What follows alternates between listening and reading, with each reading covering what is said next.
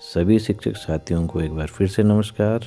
स्वागत है आपका शिक्षक साथियों के YouTube channel we educate you में। जिन शिक्षक साथियों की निष्ठा ट्रेनिंग पिछले विगत माहों की छूट गई थी तो फिर से उन्हें खोल दिया गया है। तो इसमें निष्ठा ट्रेनिंग मॉड्यूल 2 की कुछ संभावित जो प्रश्नोत्तरी है उसको करने की कोशिश करेंगे। सभी शिक्षक साथियों से निवेदन है कि चैनल को अवश्य सब्सक्राइब करें और बेल आइकन के ऑल में जाके क्लिक करें ताकि आने वाले जितने भी वीडियोस की नोटिफिकेशन है वो आपको मिल पाए। चलिए वीडियो स्टार्ट करते हैं। एक डिजिटल प्रश्नोत्तरी निम्नलिखित में से किस उद्देश्य के लिए उपयोगी है? तो यह सामग्री की उत्तमता तत्काल प्रतिक्रिया प्रदान करना, और ये इसरो ने मानचित्र आधारित जो शिक्षा प्रदान करने वाला एक पोर्टल विकसित किया है वो उसका नाम भुवन है। निम्नलिखित में से स्वयं का पूर्ण रूप क्या है? तो इसमें स्वयं का पूर्ण रूप है study webs of active learning of young aspiring minds. निम्नलिखित में से कौन सा विज्ञान और गणित सीखने के लिए इंटरैक्टिव कंप्यूटर सिमुलेशन का एक उदाहरण है? तो PHET इसका एक उदाहरण है। इनमें से क्या सत्य नहीं है? तो जो ये कथन दे रखे हैं चारों, तो इनमें से सीधे उपयोगकर्ताओं को परिणाम प्रदर्शित नहीं करता एक इंटरैक्टिव कंप्यूटर सिमुलेशन।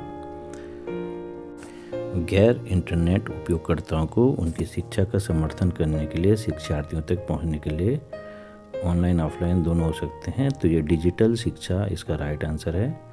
ब्लूम के वर्गीकरण के अनुसार ज्ञान आयामों की संरचना है। तो इसका जो राइट आंसर है तथ्यात्मक, वैचारिक, प्रक्रियात्मक और मेटाकॉग्निटिव। निम्न में से कौन सा एक मुक्त और खुला स्रोत सॉफ्टवेयर नहीं है? तो ये माइक्रोसॉफ्ट वर्ड इसका आंसर है। TPACK का विस्तृत रूप क्या है? तो TPACK का जो विस्तृत रूप है या फिर फुल फॉर्म है ये technological pedagogy and content knowledge, ये इसकी फुल फॉर्म है। एक बहुसंवेदी सीखने का अनुभव एक शिक्षार्थी को प्रदान करना सुनिश्चित करता है। तो दृश्य, श्रवण, गतिज और स्पर्श संबंधी उत्तेजना, आप इसमें टिक लगा सकते हैं। जब कोई बच्चा ऑनलाइन क्लास के दौरान वीडियो प्रारंभ नहीं कर पाता तो शिक्षक को क्या करना चाहिए?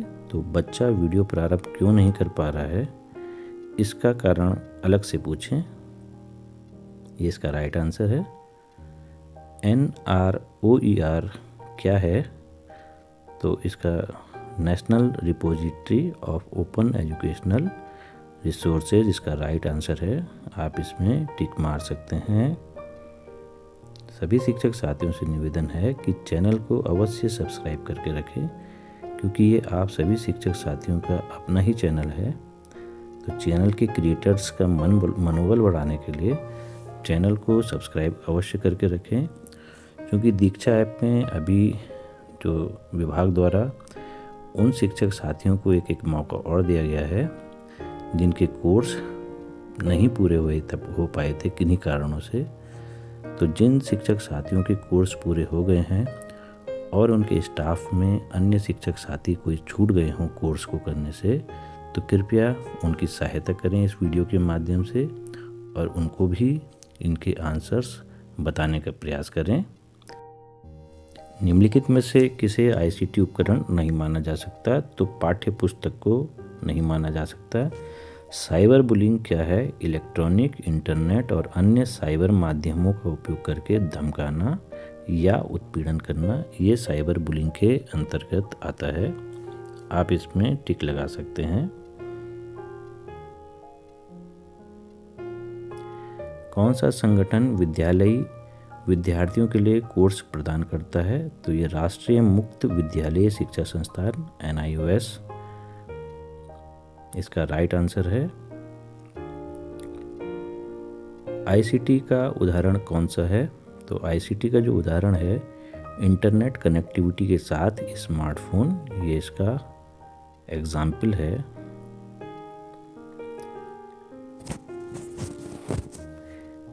एसएमएस तकनीक के बारे में निम्नलिखित में से कौन सा कथन सत्य है?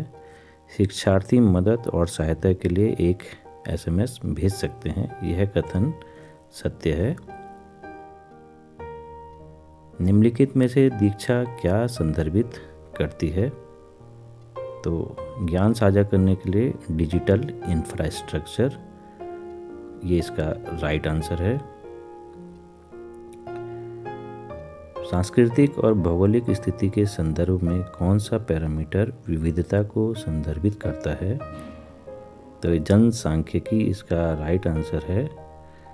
तो मेरा उन शिक्षक साथियों से निवेदन है जिनके कोर्स पूरे हो गए हैं लेकिन उनके ही स्टाफ में कोई ऐसे वयोवृद्ध शिक्षक साथी हैं जिनका रिटायरमेंट नज़दीक है परंतु उनको दृष्टि बाधा है और वे मोबाइल फ़ोन में उतने दक्ष नहीं हैं, तो कृपया हमारी उन शिक्षक साथियों से विनती है कि उन शिक्षक साथियों का भी कोर्स पूरा कराने में पूरी मदद करें, क्योंकि वे हमारे सीनियर्स हैं। तो ये हमारा नैतिक कर्तव्य है कि हम उनकी सहायता, क्योंकि वे डिजिटल रूप से उतने सक्षम नहीं हैं, तो कृपया आप जो कि नई पीढ़ी हैं उनकी मदद अवश्य करें। NEP 2020 के अनुसार निम्नलिखित में से कौन सा कथन शिक्षा में प्रौद्योगिकी समावेशन के संबंध में सही है? तो आवासीय कक्षा प्रबंधन सीखने के लिए शिक्षकों की सहायता करना।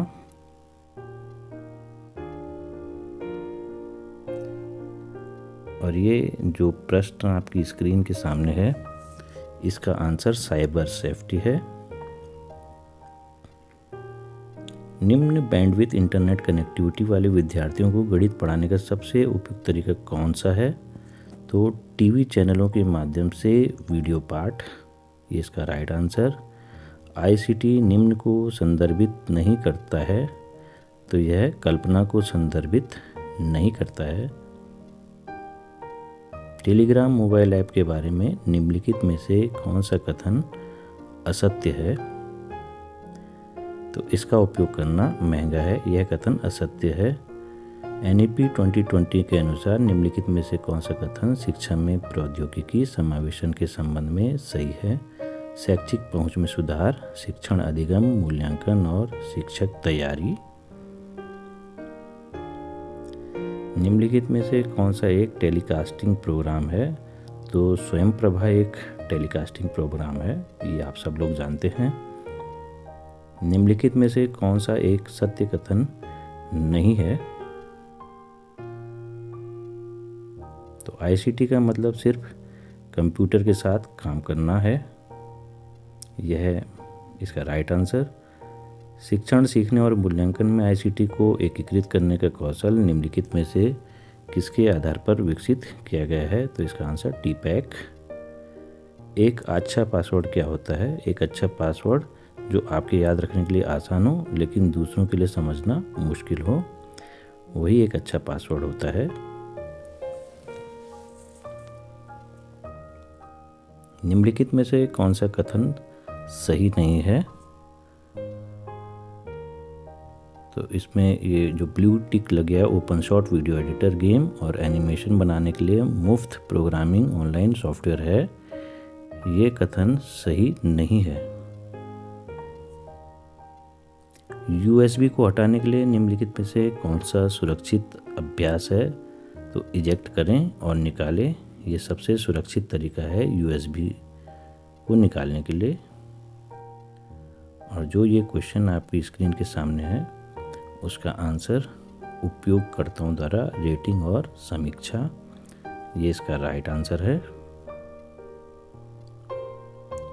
कैसे जाना जाए कि अमुक वेबसाइट एक विश्वसनीय स्रोत है? तो लेखक और उसकी जानकारी को सत्यापित जिस वेबसाइट में किया जा सकता है वह एक विश्वसनीय स्रोत होता है। तो ये 40 प्रश्नोत्तरी का समूह है। वीडियो अच्छा लगने पर वीडियो को लाइक एवं शेयर करें और चैनल को अवश्य सब्सक्राइब करें। धन्यवाद।